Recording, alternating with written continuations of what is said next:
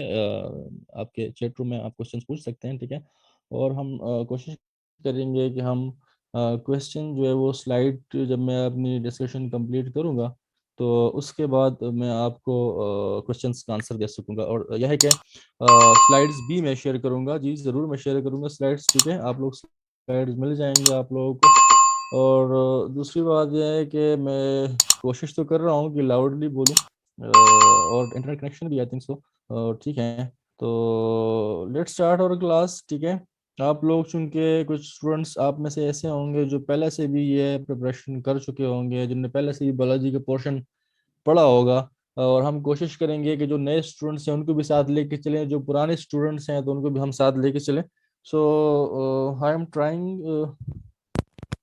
Late me check. अब सही आ रही है आवाज मेरी?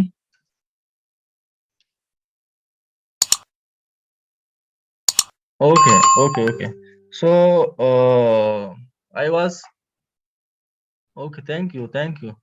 So I was discussing about your course, the course content, and I was also discussing about the uh, अच्छा, हम ये चैट रूम में कोशिश करें कि कम से कम मैसेजेस किया करें, जो आपके क्वेश्चंस होते हैं वो आप यहाँ पे टाइप कर सकते हैं।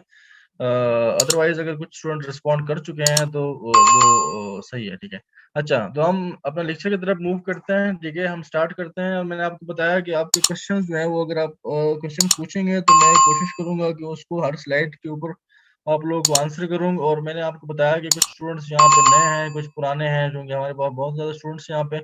तो इस वजह से हमें थोड़ा सा जो है इसको देखना पड़ेगा कि हम दोनों स्टूडेंट्स को, जो नए हैं, जो ये कोर्स पढ़ चुके हैं, और जो नहीं पढ़ चुके हैं, उनको दोनों को हम मिलके उनको दोनों को हम फोकस करेंगे।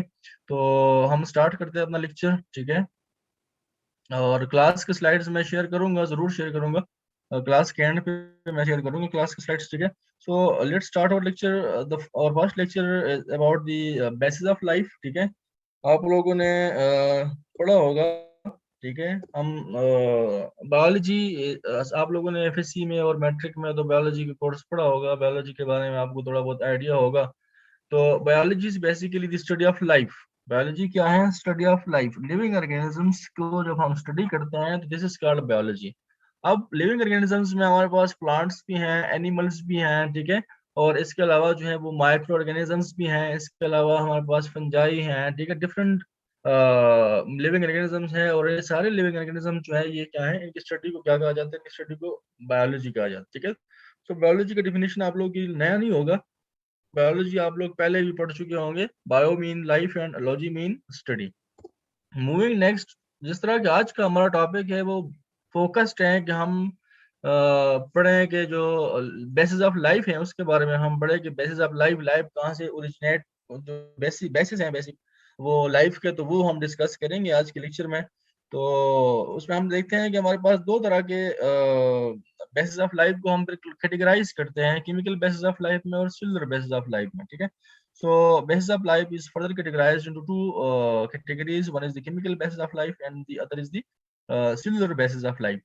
हम आगे देखेंगे कि किस तरह से हम इसको chemical basis of life pronounce करते हैं, और किस तरह से हम इसको सेलुलर बेसिस ऑफ लाइफ जो है वो हम इसको कंसिडर करते हैं।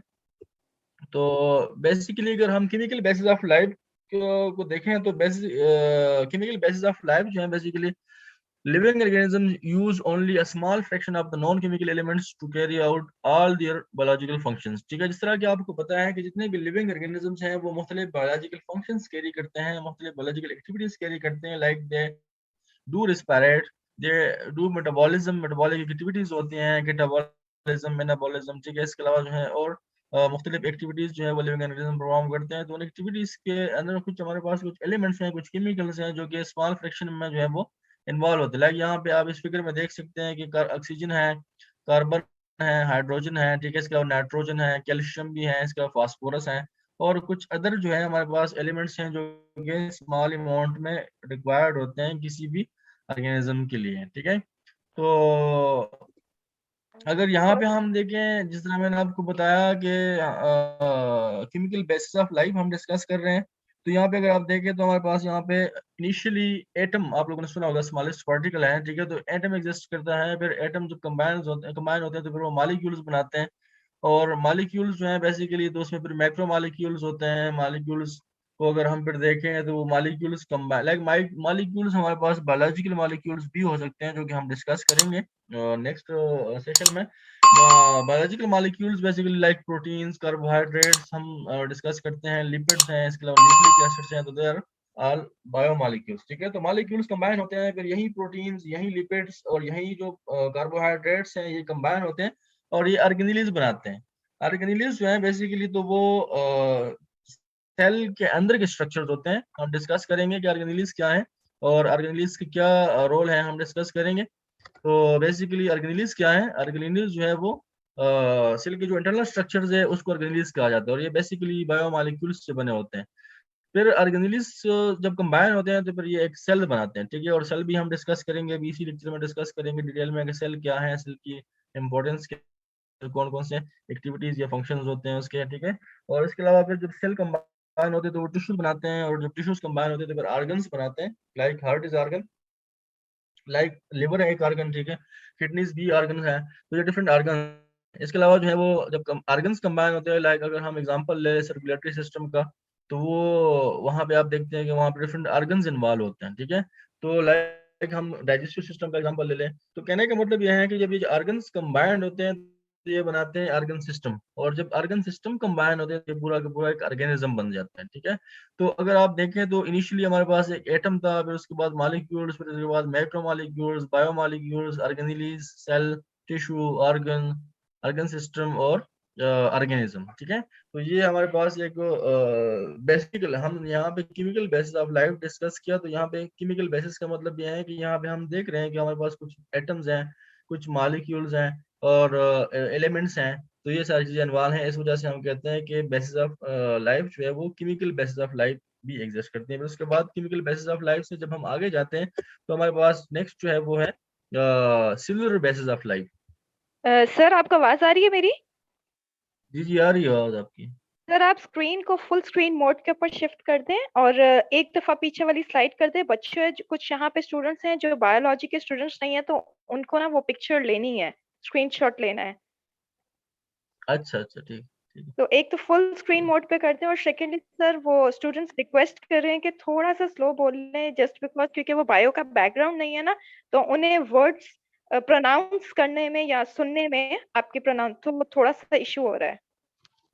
अच्छा, मैं असल में इसलिए थोड़ा सा इसको कर रहा था कि मैं सोच रहा था कि यहाँ पे जो स्टूडेंट्स हैं उन्होंने ऑलरेडी ये कोर्स पढ़ा हुआ है, ये सब्जेक्ट, ये मतलब जो टॉपिक्स हैं ये पढ़े हुए हैं, इस वजह से मैं थोड़ा सा कर रहा। तो बहरहाल मैंने आपके पॉइंट्स नोट कर लिए हैं, और मैं कोशिश करता हूँ कि उस हिसाब से फिर इसको करूँ। Thank you so much. Welcome. So ये स्लाइड हम डिस्कस कर रहे थे अभी, पहले डिस्कस किया केमिकल बेसिस ऑफ लाइफ के हवाले से, ठीक है। और हम नेक्स्ट मूव करते हैं। नेक्स्ट हम डिस्कस करेंगे जो सिल्वर बेसिस ऑफ लाइफ है वो हम डिस्कस करेंगे, ठीक है। मैंने आपको स्टार्ट में बताया था कि there are two basically categories, one is the chemical basis of life and the second is the cellular basis of life. तो बेसिकली अगर आप देखें, सेल्स हमारे पास जो है, cell was first discovered and named by Robert Hooke in 1665, ठीक है। सेल क्या है ये हम पढ़ेंगे कि cell is basically the structural and functional unit of life, ठीक है। सेल क्या है कि बुनियादी जो एक यूनिट है लाइफ का, वो सेल उसको कहलाते हैं, ठीक है।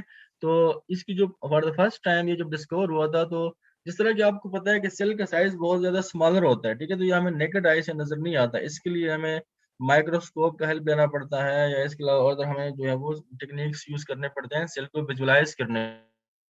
तो चूंकि आपको पता है कि इनिशियली जो है वो कोई इस तरह की कंसेप्ट था कि सेल के बारे में या उसके बारे में। फिर जब माइक्रोस्कोप डेवलप हुआ, माइक्रोस्कोप इन्वेंट हुआ, उसके बाद फिर माइक्रोस्कोप के अंदर ये चीजें देखी गई, तो फिर पता चला कि हमारे पास सेल्स भी एग्जिस्ट करते हैं, ठीक है। तो 1665 में रॉबर्ट हुक ने माइक्रोस्कोप जो है वो डेवलप किया, फिर उसने उसके अंदर क्या किया, सेल को देखा। और जब उसने सेल को देखा, यहाँ पे इस फिगर में आपको ऊपर नजर आ रहे हैं, ऊपर आपको यहाँ पे नजर आ रहे हैं ये जो कंपार्टमेंट्स बने हुए हैं इस फिगर के अंदर, ठीक है। तो ये जो कंपार्टमेंट्स है बेसिकली, ये उसने कहा कि ये सेल है, पर ये सेल नहीं था, he actually saw was the dead cell walls of the plant cell, ठीक है।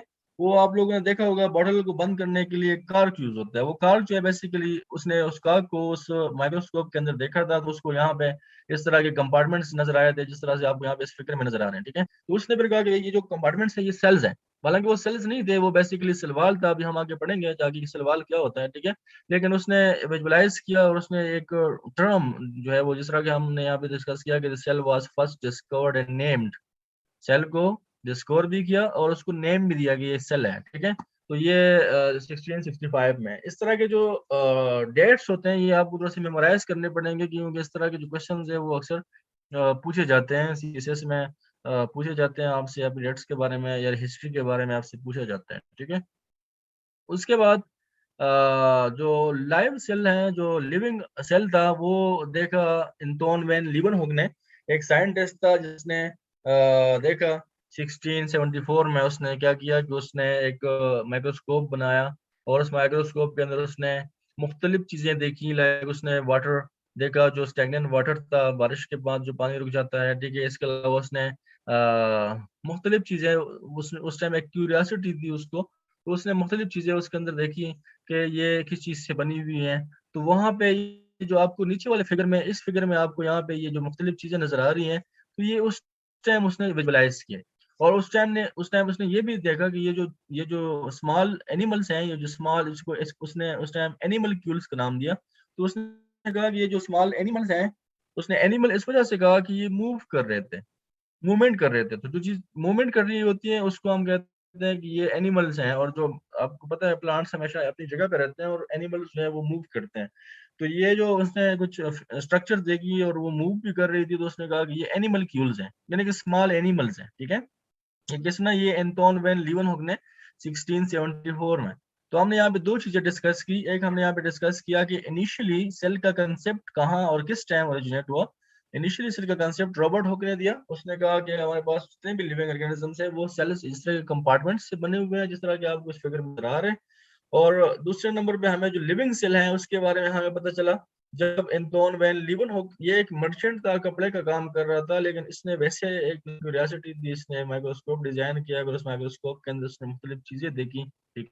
और उसने देखा कि उसके अंदर बैक्टीरिया बेसिकली उसने देखे थे उसमें, ठीक है। और उसने फिर कहा कि ये ऑर्गेनिज्म हैं, ये मूव कर रहे हैं, तो इसलिए उसको उसने एनिमल क्यूल्स का नाम दिया, ठीक है। तो आई थिंक सो यहाँ पे आपको ये कंसेप्ट क्लियर हो जाएगा हिस्ट्री के बारे में।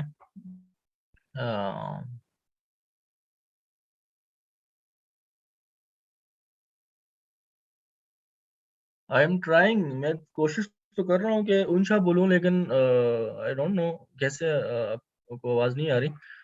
बहरहाल मैं कोशिश करूंगा कि लाउडली बोलूं, ठीक है। और इसके अलावा जो है वो,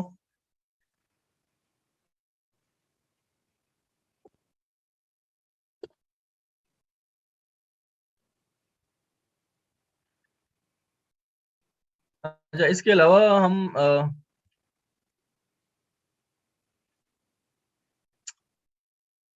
अच्छा अच्छा, हमने सेल की बात की है, तो सेल का जो जनरल एक स्ट्रक्चर है, जब इनिशियली सेल को डिस्कवर किया तो फिर उसके बाद एक सेल का एक जनरल स्ट्रक्चर जो है वो प्रेजेंट किया गया।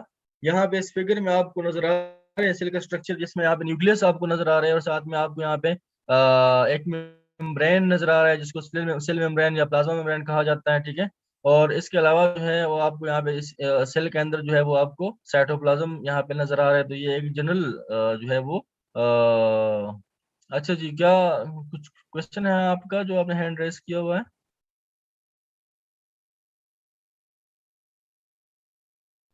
ही actually named bacteria as animalcule, ठीक है। जो बैक्टीरिया उसने देखे थे उसको उसने एनिमल क्यूल का नाम दिया।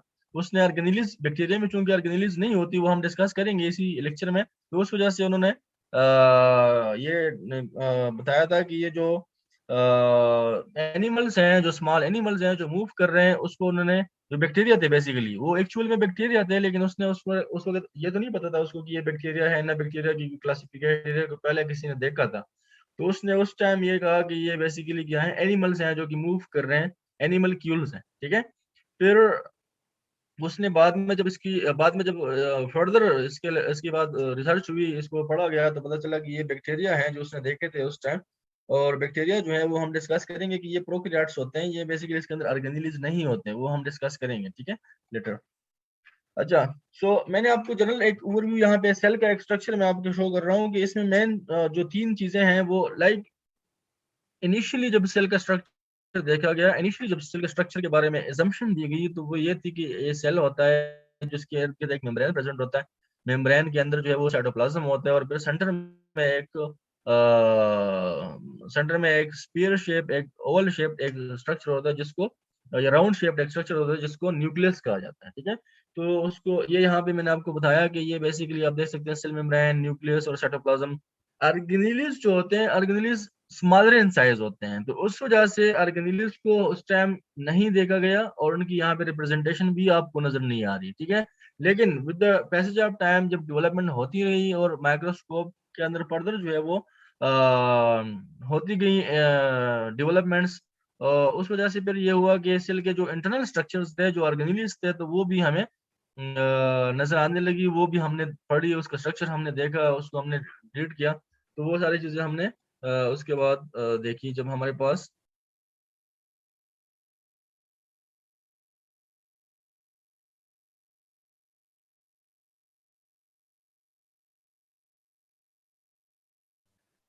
अच्छा, we were talking about the basis of life, ठीक है। बेसिस ऑफ लाइफ में कुछ स्टूडेंट्स कह रहे हैं कि हमें समझ नहीं आ रही, तो हमने कुछ बेसिस ऑफ लाइफ में हमने डिस्कस किया कि जो लाइफ की हम बात करते हैं, जब हम लाइफ मीन लिविंग ऑर्गेनिजम्स, ठीक है, जब हम लिविंग ऑर्गेनिजम्स की बात करते हैं तो उसमें क्या होता है कि उसमें हमारे पास लिविंग ऑर्गेनिजम्स जो हैं, कि हम बात करते हैं कि वो किस चीज से बने हुए हैं, ठीक है। तो इनिशियली हमारे पास जो हम डिस्कस करते हैं केमिकल बेसिस ऑफ लाइफ, तो केमिकल बेसिस ऑफ लाइफ का मतलब यह है के जो ऑर्गेनिजम्स हैं, वो ऑर्गेनिजम्स जो है वो केमिकल यानी कि एलिमेंट्स, केमिस्ट्री आप लोगों ने पढ़ी होगी, केमिकल एलिमेंट्स से वो जो ऑर्गेनिजम्स हैं वो बने हुए हैं। मैंने आपको वहाँ पे स्लाइड्स में एक्सप्लेन कराया कि वहाँ पे बेसिकली जो आपने देखा कि जो एटम्स थे और एटम्स कंबाइन हो गए फिर क्या बना रहे थे, वो बना रहे थे मॉलिक्यूल्स, और मॉलिक्यूल्स फिर कंबाइन हो गए हमारे पास ऑर्गेनीलीज बना रहे थे, और उसके बाद ऑर्गेनीलीज बनने के बाद वो हमारे पास ऑर्गन्स बना रहे थे या सेल्स बना रहे थे। तो वो सारी चीजें हमने डिस्कस की हैं, ठीक है। आप लेक्चर के एंड तक जब आपको समझ आ जाएगा कि सेल क्या है और सेल के कंपोनेंट्स क्या हैं, ऑर्गेनीलीज क्या हैं, ठीक है। तो इनिशियली मैंने जस्ट आपको इतना बताया है कि जो जो हमारे पास केमिकल बेसिस ऑफ लाइफ है, केमिकल बेसिस ऑफ लाइफ के अंदर हम फोकस करते हैं कि केमिकल नेचर हम पढ़ते हैं लिविंग ऑर्गेनिजम्स का, क्योंकि लिविंग ऑर्गेनिजम्स भी तो किसी चीज से बने हुए हैं, तो हम वो फाइंड आउट करना चाहते हैं कि बेस लेवल पे, बेसिक लेवल पे वो किस चीज से बने हैं। तो हमने उसमें डिस्कस किया कि हमारे पास मुख्तलिफ एलिमेंट्स हैं, लाइक फास्फोरस है, ऑक्सीजन है, नाइट्रोजन है, कार्बन है, ठीक है। तो ये हमने वहां पे डिस्कस किया है। फिर उसके बाद हमने देखा कि सेल तो बन गए, एटम्स कंबाइन हुए तो उसने मॉलिक्यूल्स बनाया, मॉलिक्यूल्स जब कंबाइन हुए तो उसने फिर ऑर्गेनीलीज बनाए, ऑर्गेनीलीज जब कंबाइन हुए तो एक सेल बन गया। अब हम आ जाते हैं सेलुलर बेस, ये हमारे पास दूसरी कैटेगरी है। सिल्वर बेस्ड ऑफ लाइफ में हम डिस्कस कर रहे हैं सेल के हवाले से, ठीक है। तो सेल के हवाले से चूंकि आपको पता है कि सेल का साइज बहुत ही ज्यादा स्मॉलर होता है, ठीक है, तो वो हम नेकेड आई से नहीं देख सकते। तो सेल के हवाले से हमने जब पढ़ा, तो हमने तब पढ़ा जब हमने माइक्रोस्कोप डेवलप किया, जब माइक्रोस्कोप चूंकि उसके लिए रिक्वायर्ड होता है उसको देखने के लिए, तो वो माइक्रोस्कोप देखने के बाद हमें पता चला कि ये जो ऑर्गेनिजम्स हैं ये स्मॉल कंपार्टमेंट्स से बने हुए हैं, स्मॉल यूनिट्स से बने हुए हैं, जिसको सेल कहा गया, ठीक है। जिस तरह मैंने आपको यहाँ पे बताया इस स्लाइड पे कि ये जो रॉबर्ट हुक था उसने 1665 में फॉर द फर्स्ट टाइम देखा, और उसने काक को देखा है कि जो बॉटल काक होता है जिससे वो बोतल को बंद करते हैं, उसको देखा क्योंकि वो वुड का बना होता है। उसने जब उसको माइक्रोस्कोप के अंदर देखा तो उसने कहा कि इसके अंदर ये कंपार्टमेंट्स ऊपर जो नजर आ रहे हैं ये बेसिकली वही फोटोग्राफ हैं जो उसने उस टाइम देखा था। तो उसने ये कहा कि ये इस तरह के कंपार्टमेंट्स बने हुए हैं, ठीक है।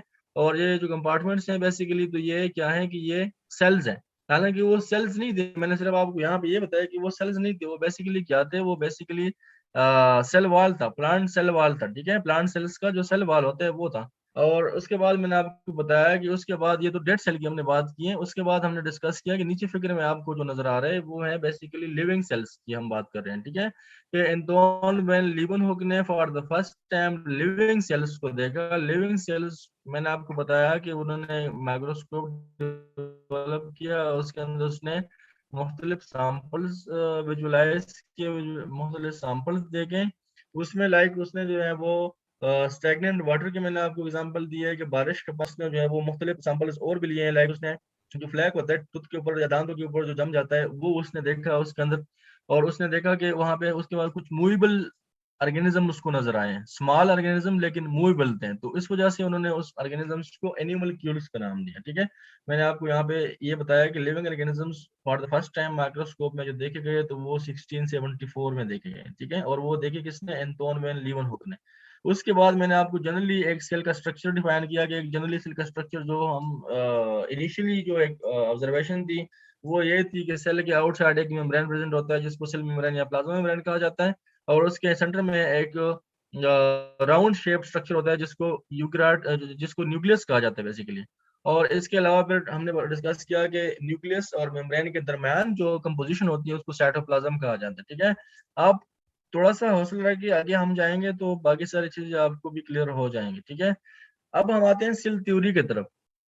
सेल थ्योरी क्या है बेसिकली, तो सेल थ्योरी में हमारे पास ये है कि the cell theory first developed in 1839, 1665 से लेके हम यहाँ तक पहुंचे हैं। अब हमने यहाँ पे एक थ्योरी डेवलप कर ली है, साइंटिस्ट ने एक थ्योरी डेवलप कर ली है कि बेसिकली सेल क्या है। तो उसमें हमारे पास तीन मेन पॉइंट्स है, अगर आप इसको इस पे फोकस करें तो basically the theory states that all organisms are composed of one or more sales. ठीक है, हमारे पास जितने भी ऑर्गेनिजम्स हैं, लिविंग ऑर्गेनिजम्स, चाहे वो प्लांट्स हैं, चाहे वो एनिमल्स हैं, चाहे वो माइक्रो ऑर्गेनिजम्स हैं, ठीक है, चाहे वो हमें नजर आ रहे हैं चाहे हम और नजर नहीं आ रहे हैं, तो जितने भी ऑर्गेनिजम्स हैं ये किससे बने हुए हैं, ये सेल्स से बने हुए हैं, और या एक सेल से बने हुए हैं या मल्टीपल सेल्स से बने हुए हैं। ठीक है, मल्टी सेलुलर है समटाइम। ठीक है, और समटाइम ये क्या है, यूनिसेलुलर है। सो द सेल्स, दूसरा पॉइंट ये है कि cells are the fundamental unit of structure and function in all living organism. जो फंक्शनल यूनिट है, जो फंडामेंटल यूनिट है लाइफ का, ठीक है, तो वो बेसिकली क्या है लिविंग ऑर्गेनिजम्स का, तो वो बेसिकली क्या है, सेल है। एक सेल बेसिकली क्या है, उसका फंडामेंटल यूनिट है। और तीसरा पॉइंट ये है कि जितने भी सेल्स हैं they came from the pre existing cells. Pre existing हमारे पास ऑलरेडी सेल्स एग्जिस्ट करते हैं, वो डिवाइड होते हैं तो हमारे पास नए सेल्स बनते हैं। ठीक है, तो ये तीन मेन पॉइंट्स है, इस पे आप फोकस करें कि हमारे पास यहाँ पे सेल थ्योरी पेश की गई। सेल के बारे में सबसे पहले हमने बात की डिस्कवरी की, उसके बाद जब सेल के डिस्कवरी के बाद ये हुआ कि उसके बाद क्या हुआ कि ये जो थ्योरी पेश हुई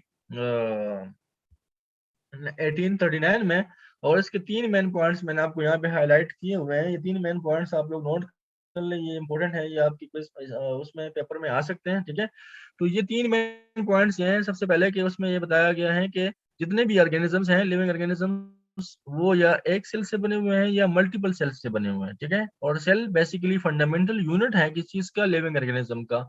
और तीसरा पॉइंट ये है कि जितने भी सेल्स हैं वो ऑलरेडी एग्जिस्टिंग या प्री एग्जिस्टिंग सेल्स जो है वहां से ये एराइज होते हैं, वहां से ये जो है वो डिराइव्ड है, यानी कि उसके लिए एक सेल रिक्वायर्ड होता है, उसकी डिवीजन होती है और फिर उसके बाद वो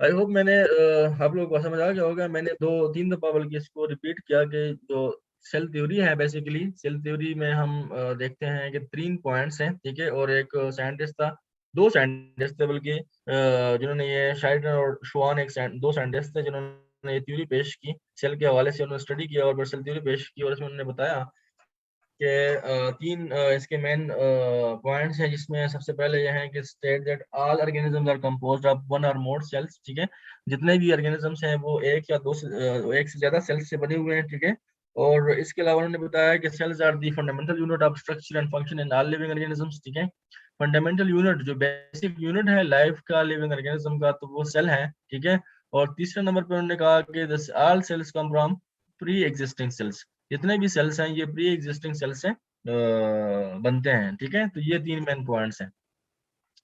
सेल स्ट्रक्चर एंड फंक्शन के बारे में अगर हम देखें तो basically the seven processes are movement, reproduction, response to external stimuli, nutrition, excretion, respiration and growth. हम बेसिकली यहाँ पे सेल के फंक्शन के बारे में डिस्कस कर रहे हैं कि जितने भी सेल्स हैं, जितने भी सेल्स एग्जिस्ट करते हैं तो उनके मुख्तलिफ फंक्शंस होते हैं। वो मुख्तलिफ फंक्शन परफॉर्म करते हैं, लाइक वो मूवमेंट करते हैं, समटाइम नहीं करते हैं, समटाइम करते हैं, लाइक वो रिप्रोडक्शन करते हैं, अपने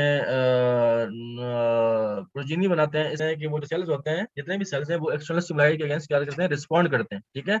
और इसके अलावा सेल्स के लिए न्यूट्रिशन भी रिक्वायर्ड होती है।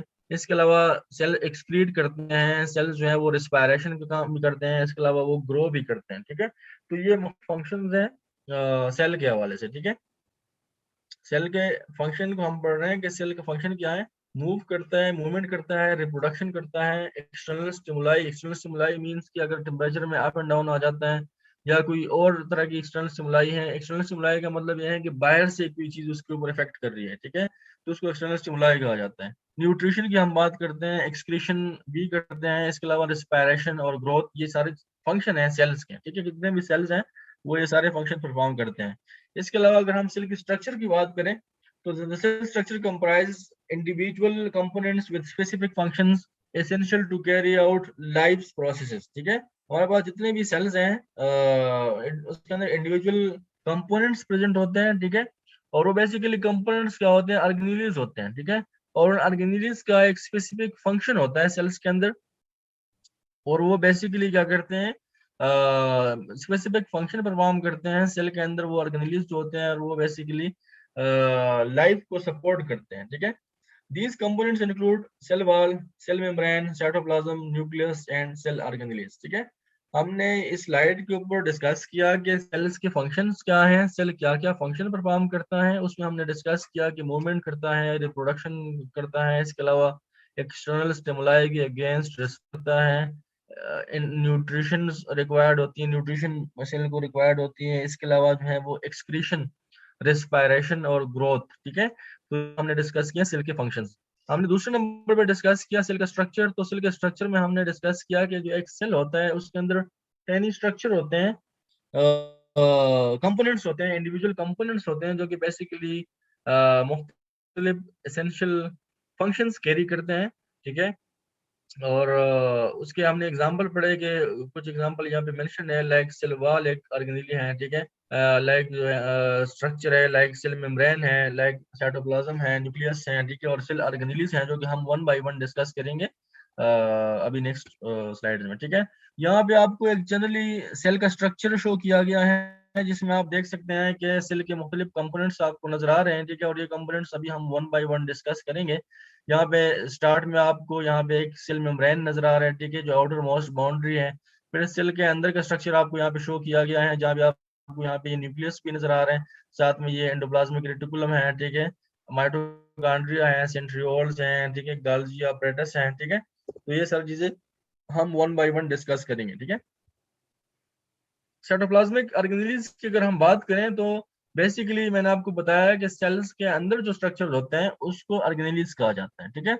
लाइक यहाँ पे ये सेल आपको शो किया गया है, इस सेल के अंदर ये जो आपको ये स्ट्रक्चर नजर आ रहे हैं, ये जितने भी आपको ये स्ट्रक्चर्स नजर आ रहे हैं सेल के अंदर, ये सारे क्या हैं, ये ऑर्गेनेल्स हैं, ठीक है, टाइनी स्ट्रक्चर्स हैं। तो बेसिकली ऑर्गेनेल क्या है कि tiny cell structure that performs a specialised function within the cells. Organelles क्या होते हैं कि सेल के अंदर जो टाइनी स्ट्रक्चर्स होते हैं, ठीक है, और जो स्पेसिफिक फंक्शन परफॉर्म करते हैं, तो उनको ऑर्गेनेल्स कहा जाता है, ठीक है। साइटोप्लाज्मिक ऑर्गेनेल्स जो हमारे पास हैं, तो they basically perform cellular activities necessary for life including chemical reactions that facilitate acquiring energy, reproduction, adaptation, maintaining homeostasis, ठीक है। तो यहाँ पे हम डिस्कस कर रहे हैं कि जो ऑर्गेनेल्स हम डिस्कस कर रहे हैं, ऑर्गेनेल्स बेसिकली क्या है, तो ये सेल के अंदर टेनी स्ट्रक्चर्स को ऑर्गेनेल्स कहा जाता है, ठीक है। तो ऑर्गेनेल्स जो है बेसिकली वो मुख्तलिफ फंक्शन परफॉर्म करते हैं सेल के अंदर, और वो जो फंक्शन होते हैं वो बेसिकली किस पर्पस के लिए होते हैं कि वो मुख्तलिफ केमिकल रिएक्शंस को फैसिलिटेट करते हैं, like acquiring energy, energy acquire करने के लिए वो मुख्तलिफ ऑर्गेनेल्स जो है वो फंक्शन परफॉर्म करते हैं। इसके अलावा जो है वो रिप्रोडक्शन, इसके अलावा जो है वो एडाप्टेशन, इसके अलावा मेंटेनिंग होम्योस्टेसिस। एडाप्टेशन का मतलब यह है कि हम आपको पता है कि there are different type of environments, तो उस एनवायरनमेंट में अपने आप को अडॉप्ट करने के लिए सेल्स जो है वो क्या करते हैं, एडाप्टेशन का प्रोसेस करते हैं। तो वो एडाप्टेशन के प्रोसेस में भी ऑर्गेनेल्स इन्वॉल्व होते हैं। इसके अलावा मेंटेनिंग होम्योस्टेसिस, तो होमोस्टेसिस का मतलब यह है कि सेल का जो इंटरनल एनवायरनमेंट होता है उसको ये मेंटेन रखते हैं। ठीक है, जो ऑर्गेनेल्स हैं ये डिफरेंट फंक्शन परफॉर्म करते हैं, डिफरेंट एक्टिविटीज परफॉर्म करते हैं, और बेसिकली ये इंटरनल स्ट्रक्चर को मेंटेन रखते हैं। ठीक है,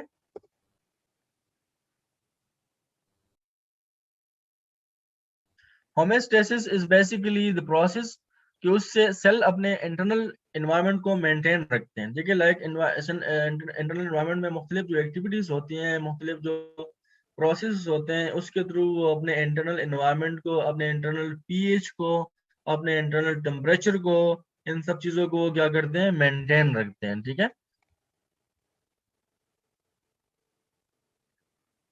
अच्छा, सेल स्ट्रक्चर की हम बात करते हैं तो सेल स्ट्रक्चर में सबसे पहले हमारे पास जो आउटर मोस्ट बाउंड्री है वो क्या है, सेल मेम्ब्रेन। यहाँ पे इस फिगर के अंदर आप देख सकते हैं, ये आपके पास यहाँ पे ये जो येलो कलर में आपको नजर आ रही है, this is basically the outer most boundary, और इसको सेल मेम्ब्रेन कहा जाता है। ठीक है, सेल की जो आउटर मोस्ट बाउंड्री होती है उसको क्या कहा जाता है, उसको सेल मेम्ब्रेन कहा जाता है। तो बेसिकली सेल मेम्ब्रेन को प्लाज्मा मेम्ब्रेन भी कहा जाता है। ठीक है, तो अगर आपको कहीं से कहीं कहीं पे आपसे पूछा जाए कि प्लाज्मा मेम्ब्रेन और सेल मेम्ब्रेन, तो ये दोनों एक ही चीजें हैं। ठीक है, प्लाज्मा मेम्ब्रेन और सेल मेम्ब्रेन दोनों सेम चीजें हैं। Cell structure that regulates passage of material between cell and its environment, aid in the production and support of the cell. तो सेल मेम्ब्रेन है, चूंकि ये आउटर मोस्ट बाउंड्री है, और ये आउटर मोस्ट बाउंड्री जो है ये इंटरेक्ट करती है एनवायरनमेंट के साथ। ठीक है, तो सेल के अंदर जो चीज आती है और सेल से बाहर जो चीज जाती है वो इस प्लाज्मा मेम्ब्रेन के थ्रू जाती है। ठीक है, यहाँ पे प्लाज्मा मेम्ब्रेन जो है वो एज अ चैनल एक्ट करता है। यहाँ पे प्लाज्मा मेम्ब्रेन जो है वो उसके थ्रू है मूवमेंट होती है चीजों की, इनसाइड एंड आउटसाइड मूवमेंट होती है। तो बेसिकली सेल मेम्ब्रेन क्या काम करता है कि cell structure that regulates passage of material between cell and environment. ये जो रेगुलेशन होती है पैसेज ऑफ मटेरियल्स की, कि सेल के अंदर कोई चीज आता है या सेल के बाहर, सेल से बाहर कोई चीज जाता है, तो ये रेगुलेशन कौन करता है, ये प्लाज्मा मेम्ब्रेन करता है, ये सेल मेम्ब्रेन करता है। ठीक है, और बेसिकली ये जो सेल मेम्ब्रेन है तो ये it also aids in the protection and support of the cells. ये सेल को प्रोटेक्ट भी करता है और ये सेल को सपोर्ट भी करता है। ठीक है, यहाँ पे इस दूसरे फिगर में आप यहाँ पे देख सकते हैं प्लाज्मा मेम्ब्रेन या सेल मेम्ब्रेन का स्ट्रक्चर आप देख सकते हैं। ठीक है, तो ये बेसिकली जो प्लाज्मा मेम्ब्रेन होता है ये प्रोटीन से बना होता है और कार्बोहाइड्रेट से बना होता है, और इसके अलावा इसके अंदर जो मेन एक कंपोनेंट्स है वो है लिपिड्स, फास्फोलिपिड्स। ठीक है, तो फास्फोलिपिड्स प्रेजेंट होते हैं, और ये फास्फोलिपिड्स का एक बायो लेयर होते हैं, दो लेयर्स होते हैं फास्फोलिपिड्स के जिससे ये मेम्ब्रेन बना होता है। और इसके दरमियान यहाँ पे आप देख सकते हैं कि ये मुख्तलिफ ग्लोबुलर प्रोटीन या सरफेस प्रोटीन इनकॉर्पोरेटेड होते हैं। और ये सरफेस प्रोटीन जो है, या जिस तरह आप यहाँ पे देख सकते हैं, ये प्रोटीन चैनल्स हैं, और इस चैनल्स के थ्रू ये जो चीजें हैं ये इन और आउट मूव करती हैं। ठीक है, तो ये बेसिकली प्लाज्मा मेम्ब्रेन का स्ट्रक्चर है। और मैंने आपको बताया कि प्लाज्मा मेम्ब्रेन जो है वो एक डबल मेम्ब्रेन जिसको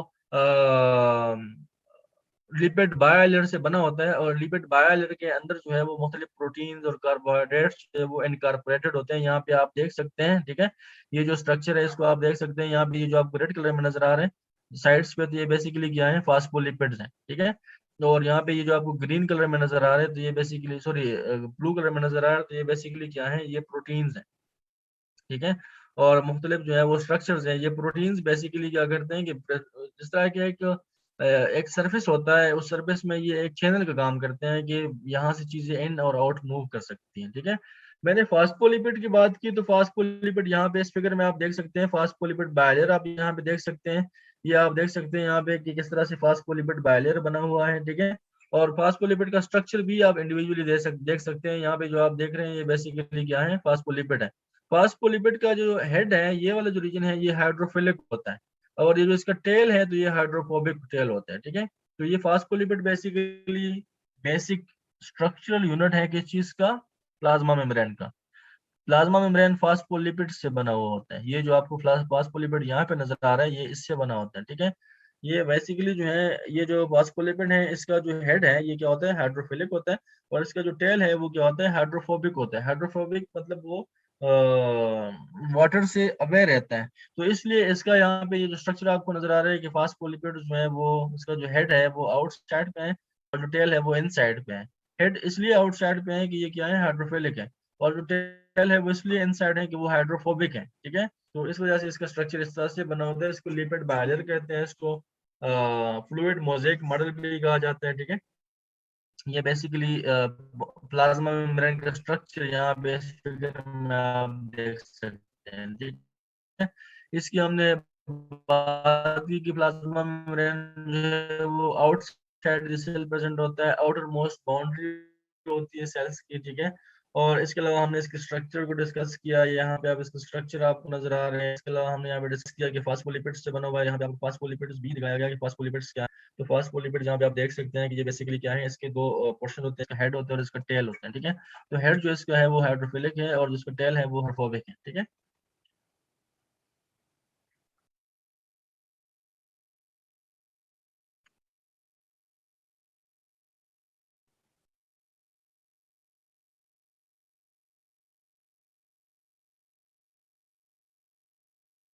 अच्छा, ज्यादा स्लो पढ़ाएंगे तो फिर तो बहुत ज्यादा टाइम लग जाएगा, क्योंकि हमने इस टॉपिक को भी करना है, ठीक है। और अच्छा, हम प्लाज्मा मेम्ब्रेन पढ़ रहे हैं, सेल मेम्ब्रेन पढ़ रहे हैं। सेल मेम्ब्रेन का स्ट्रक्चर हमने पिछले स्लाइड में डिस्कस किया। यहाँ पे इस फिगर्स के अंदर आप ये जो स्ट्रक्चर देख रहे हैं ये बेसिकली प्लाज्मा मेम्ब्रेन है, और ये इलेक्ट्रॉन माइक्रोस्कोप के थ्रू ये देखा गया है। ये जो स्ट्रक्चर आप यहाँ पे नजर आ रहे हैं, जिसमें आपको यहाँ पे दो लेयर्स नजर आ रहे हैं, तो बेसिकली ये दो क्या है, फास्फोलिपिड्स के दो लेयर्स हैं, ठीक है।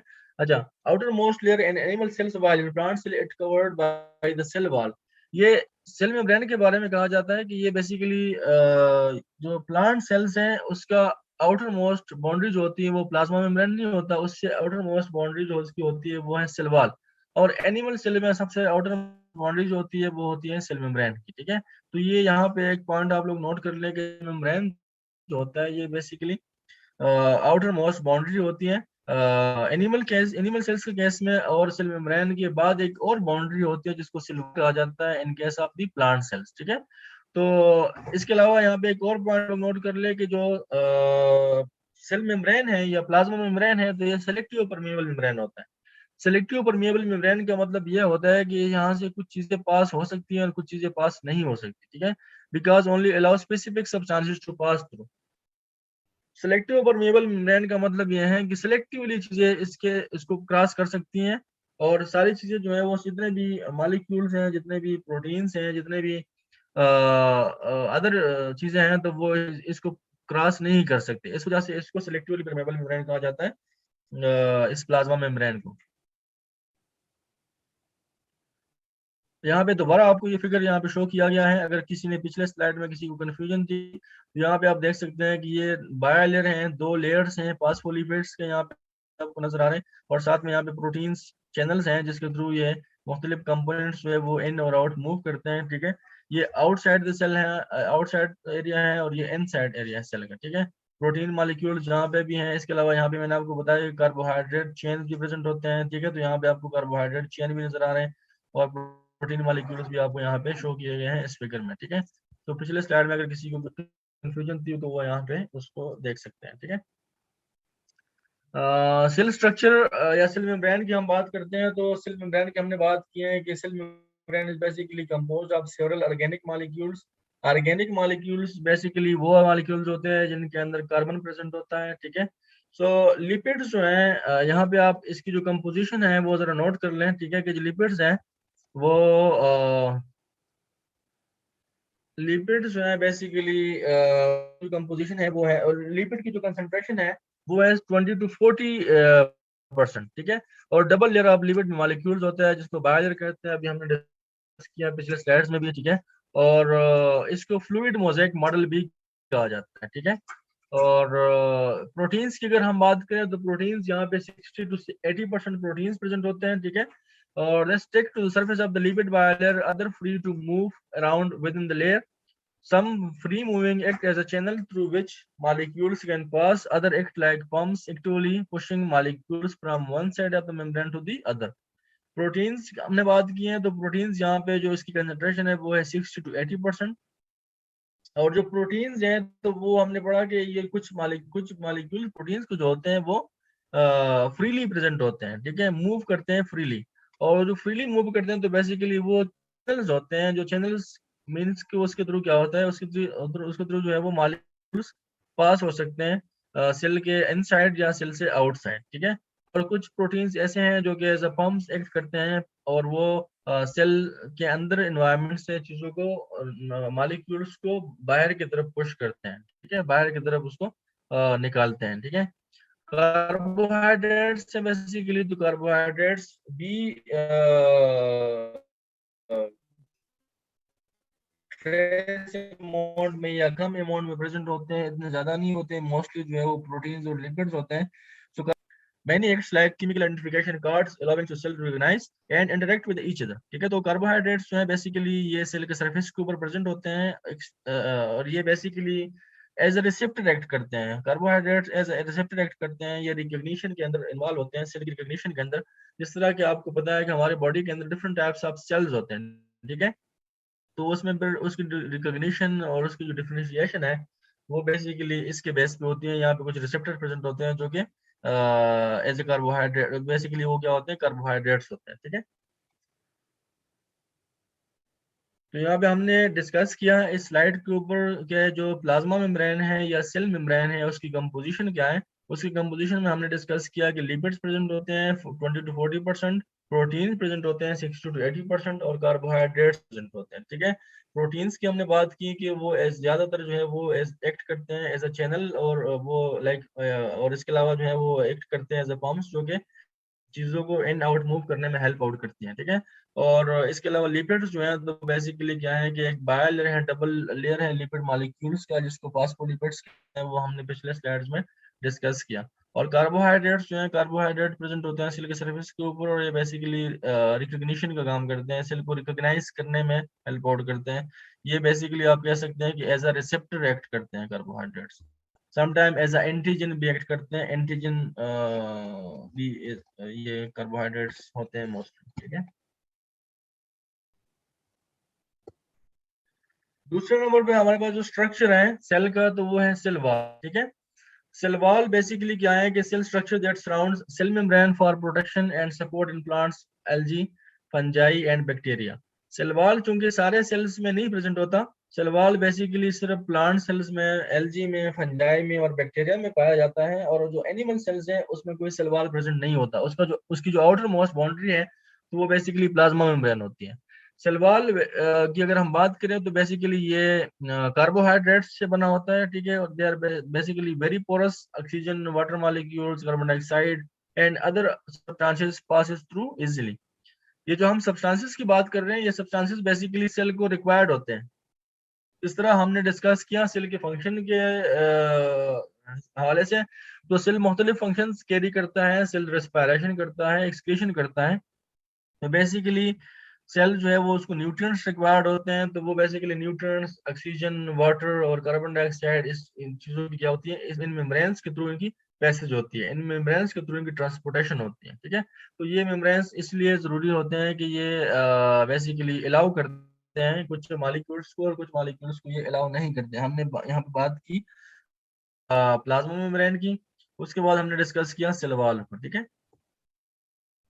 सेल स्ट्रक्चर के अंदर हमारे पास एक सेल को अगर हम देखें तो सेल की हमने यहाँ पे ये इस सेल को अगर आप देखें तो हमने ये आउटर मोस्ट बाउंड्रीज की डिस्कस की, ठीक है। इस आउटर मोस्ट बाउंड्री के बाद हम डिस्कस कर रहे हैं यहाँ पे इसका जो इंटरनल स्ट्रक्चर है वो अब हम डिस्कस कर रहे हैं। तो इंटरनली जो यहाँ पे एक मीडियम होता है, एक मीडियम प्रोवाइड करता है, तो वो बेसिकली क्या होता है, उसको हम साइटोप्लाज्म कहते हैं। ये जो ऑर्गेनेलिज जिस मीडियम के अंदर सस्पेंडेड फॉर्म में प्रेजेंट होते हैं, इसको साइटोप्लाज्म कहा जाता है, ठीक है। तो cytoplasm basically a jelly like area between nucleus and cell membrane of the cell। तो ये बेसिकली ये जो हमारे पास एक मेम्ब्रेन है यहाँ पे, और ये एक न्यूक्लियस आपको यहाँ पे दरम्यान में नजर आ रहा है, तो इनके दरम्यान ये जो जेली लाइक सब्सटेंस यहाँ पे प्रेजेंट है, इसको साइटोप्लाज्म कहा जाता है, ठीक है। और जितने भी सेल ऑर्गेनेलिज हैं वो साइटोप्लाज्म के अंदर पाए जाते हैं, ठीक है। और बेसिकली ये जो साइटोप्लाज्म है तो ये बेसिकली 90% वाटर होता है, और इसके अलावा इसके अंदर कुछ सॉल्युबल और कुछ इनसॉल्युबल वेस्ट जो है वो पाया जाता है, ठीक है। और इसके अलावा ऑर्गेनेल जितने भी हैं वो साइटोप्लाज्म के अंदर सस्पेंडेड फॉर्म में प्रेजेंट होते हैं, ठीक है।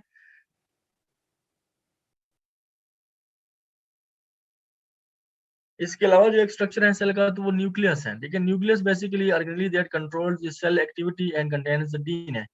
न्यूक्लियस क्या है कि वो सेल का वो ऑर्गेनेली है जो बेसिकली सेल के जितने भी एक्टिविटीज हैं उन सब एक्टिविटीज को वो कंट्रोल करता है, ठीक है। सेल के अंदर जितनी भी एक्टिविटीज होते हैं उन सब एक्टिविटीज को न्यूक्लियस कंट्रोल करता है। First time reported by Robert brown इन 1831। ये जो न्यूक्लियस है ये फॉर द फर्स्ट टाइम 1831 में रिपोर्ट हुआ। रॉबर्ट ब्राउन एक साइंटिस्ट था जिसने उसको रिपोर्ट किया 1831 में। और ये जो न्यूक्लियस है तो ये बेसिकली सेल के सेंटर में प्रेजेंट होता है, यूकेरियोटिक सेल के सेंटर में प्रेजेंट होता है। और इसके अंदर आपने सुना होगा क्रोमोसोम्स के हवाले से, ठीक है। तो क्रोमोसोम्स जो है वो बेसिकली इस न्यूक्लियस के अंदर प्रेजेंट होते हैं। और क्रोमोसोम बेसिकली किस चीज से बने होते हैं, तो क्रोमोसोम्स बेसिकली डीएनए से बने होते हैं। यहाँ पे आप देख सकते हैं कि क्रोमोसोम्स किस चीज, ये जो न्यूक्लियस है इसके अंदर डीएनए पाया जाता है, ठीक है। इसके अलावा सेल स्ट्रक्चर को अगर हम देखें, न्यूक्लियस का स्ट्रक्चर हम देखें तो जिस तरह हमने डिस्कस किया कि न्यूक्लियस के अंदर डीएनए पाया जाता है, ठीक है। आपको यहाँ पे इस फिगर में भी नजर आ रहे हैं क्रोमोसोम का स्ट्रक्चर, आपको यहाँ पे नजर आ रहे हैं। हम डिस्कस करते हैं क्रोमोसोम क्या होता है। So there are different parts of the nucleus. Nuclear envelope है, two membranes that surround nucleus of the cell. Nuclear envelope present होता है, वो हम देखते हैं यहाँ पे। This is basically the nuclear envelope, यहाँ पे देख सकते हैं। और इस न्यूक्लियर एनवेलप के अंदर पोर्स प्रेजेंट होते हैं जिसको न्यूक्लियर पोर कहा जाता है, ठीक है। तो ये बेसिकली आप इस इलेक्ट्रॉन माइक्रोग्राफ में भी देख सकते हैं कि ये जो न्यूक्लियस है इसके अंदर ये पोर्स आपको नजर आ रहे हैं, ठीक है। तो ये बेसिकली न्यूक्लियर पोर है, ठीक है। और इसके अलावा जो है दूसरे नंबर पे क्या है कि न्यूक्लियोलस प्रेजेंट होता है, न्यूक्लियोलस सेल के न्यूक्लियस के अंदर, ठीक है। तो न्यूक्लियोलस जो है basically cell structure that contains RNA and proteins where ribosomes are made, ठीक है। न्यूक्लियोलस वो स्ट्रक्चर होता है न्यूक्लियस का। Basically nucleolus is a structure of the is a part of the nucleus. यहाँ पे आप देख सकते हैं कि ये न्यूक्लियोलस है, यहाँ पे एक ये न्यूक्लियस है पूरा। और ये न्यूक्लियस के अंदर एक स्ट्रक्चर है जिसको न्यूक्लियोलस कहा जाता है, ठीक है। और यहाँ पे हमने डिस्कस किया कि न्यूक्लियर मेम्ब्रेन हमने डिस्कस किया। और न्यूक्लियर मेम्ब्रेन में हमने डिस्कस किया कि इसके अंदर क्या प्रेजेंट होते हैं, पोर प्रेजेंट होते हैं जिसको न्यूक्लियर पोर कहा जाता है। इसके अलावा तीसरा पार्ट जो है वो न्यूक्लियस का, तो वो क्रोमोसोम्स हैं, ठीक है। क्रोमोसोम बेसिकली जो है वो प्रोटीन्स और DNA के बने होते हैं, ठीक है। यहाँ पे आप देख सकते हैं इस क्रोमोसोम को कि इसको हम ओपन करके देखें तो यहाँ पे हमारे पास क्या है, मल्टीपल प्रोटीन्स हैं यहाँ पे। और इसके अलावा जो है वो आपको एक स्ट्रैंड नजर आ रहा है डीएनए का। तो बेसिकली क्रोमोसोम जो है वो प्रोटीन्स और DNA के बने होते हैं। There is a thread-like structure in a cell that contains genetic information that is passed on from one generation of the cells to the next generation, ठीक है। और ये जो क्रोमोसोम्स होते हैं ये बेसिकली आपको पता है कि ये एक जनरेशन से दूसरी जनरेशन में क्या होते हैं, ट्रांसफर होते हैं, ठीक है। तो क्रोमोसोम्स जो है वो बेसिकली प्रोटीन्स होते हैं और डीएनए होता है, ठीक है। अगर हम बात करें तो ह्यूमंस के अंदर 46 क्रोमोसोम्स होते हैं और फ्रॉग के अंदर जो है वो 26 क्रोमोसोम्स होते हैं, ठीक है। और क्रोमोसोम्स हमेशा पेयर्स के फॉर्म में प्रेजेंट होते हैं। लाइक हम कहते होते हैं कि ह्यूमंस के अंदर वो 23 पेयर्स हैं और 46 क्रोमोसोम्स हैं।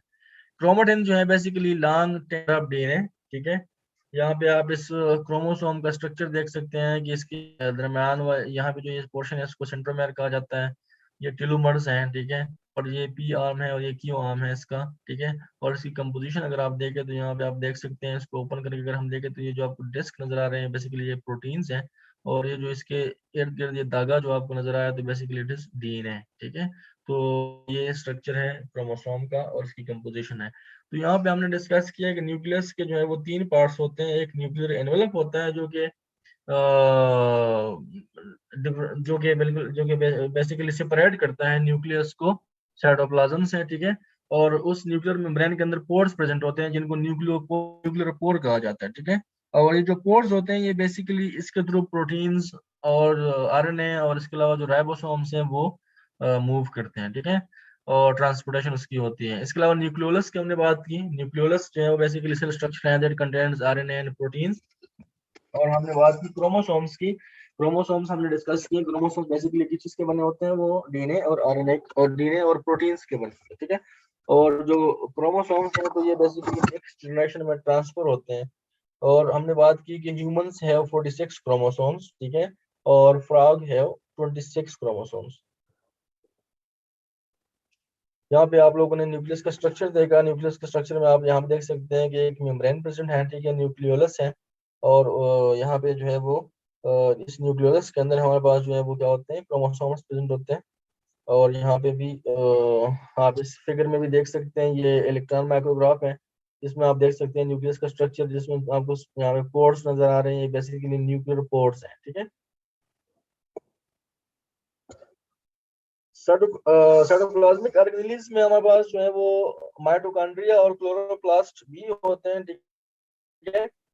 तो बेसिकली अगर हम माइटोकॉन्ड्रिया की बात करें तो it is a power station, ठीक है, change energy from one form to another. Mitochondria जो है बेसिकली ऑर्गेनेली है that changes chemical energy stored in the food into compounds that can be used by the cells. Mitochondria basically energy house है, power station है cell का, यहाँ पे energy की generation होती है। इसलिए माइटोकॉन्ड्रिया का काम क्या है कि ये एनर्जी को स्टोर करता है। एनर्जी को स्टोर करते हैं, केमिकल एनर्जी, जो आप लोग फूड खाते हैं, जो आप लोग फूड यूटिलाइज करते हैं, तो उसके अंदर जो केमिकल एनर्जी होता है उसको ये स्टोर करते हैं in the form of ATPs, ठीक है। एटीपी के फॉर्म में ये एनर्जी को स्टोर करते हैं mitochondria. There are basically two inner membrane increases surface area, और इसके अलावा स्क्रिस्टी है internal compartments found by the inner membrane, ठीक है। ये इसके दो मेम्ब्रेन्स हैं। और अलावा हमारे पास क्लोरोप्लास्ट है। क्लोरोप्लास्ट जो है बेसिकली ऑर्गेनेली है that converts sunlight into the chemical energy in plants and algae, ठीक है। और फिर तो यहाँ पे हमने बात की है कि क्लोरोप्लास्ट क्या करते हैं कि वो सनलाइट को यूटिलाइज करके केमिकल एनर्जी जनरेट करते हैं प्लांट्स में और एल्गी में। तो फिर इस केमिकल एनर्जी को माइटोकॉन्ड्रिया कन्वर्ट करता है, इसको स्टोर करता है in the form of ATPs, ठीक है। तो यहाँ पे क्या है कि 3 मेम्ब्रेन्स हैं यहाँ पे हमारे पास इस क्लोरोप्लास्ट के, ठीक है। और केमिकल एनर्जी जो है वो कन्वर्ट होती है यहाँ पे। अच्छा, हमारे पास यहाँ पे क्लोरोफिल पिगमेंट्स प्रेजेंट होते हैं, ठीक है। ग्रीन पिगमेंट्स होते हैं जो कि बेसिकली सनलाइट को ट्रैप करते हैं, और क्लोरोफिल पिगमेंट्स जो है वो उसके अंदर मैग्नीशियम पाया जाता है, ठीक है। तो ये भी आपसे पूछा जा सकता है एमसीक्यूज में, तो ये भी आप लोग ध्यान में रखें कि क्लोरोफिल के अंदर कौन से एलिमेंट्स जो है वो प्रेजेंट होते हैं। तो उसमें मैग्नीशियम पाया जाता है, ठीक है। मैग्नीशियम बेसिकली जो है वो क्लोरोफिल के फंक्शन को सपोर्ट करता है।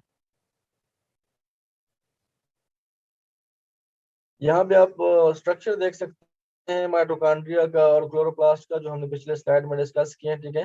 तो हमने यहाँ पे डिस्कस किया कि माइटोकॉन्ड्रिया जो है बेसिकली क्या है, ये पावर हाउस है सेल का, जहाँ पे एटीपी सिंथेटाइज पार्टिकल्स होते हैं जो कि एटीपी की जनरेशन करते हैं। एटीपी बेसिकली एनर्जी करेंसी है सेल के अंदर, एटीपी जो है वो यूटिलाइज होते हैं। और यहाँ पे आप देख सकते हैं chloroplast basically aside for the photosynthesis, ठीक है, प्लांट्स के अंदर पाया जाता है। क्लोरोप्लास्ट जो है वो सिर्फ प्लांट्स के अंदर पाया जाता है, और जो माइटोकॉन्ड्रिया है तो ये प्लांट सेल्स के अंदर भी पाया जाता है और एनिमल सेल्स के अंदर भी पाया जाता है, ठीक है।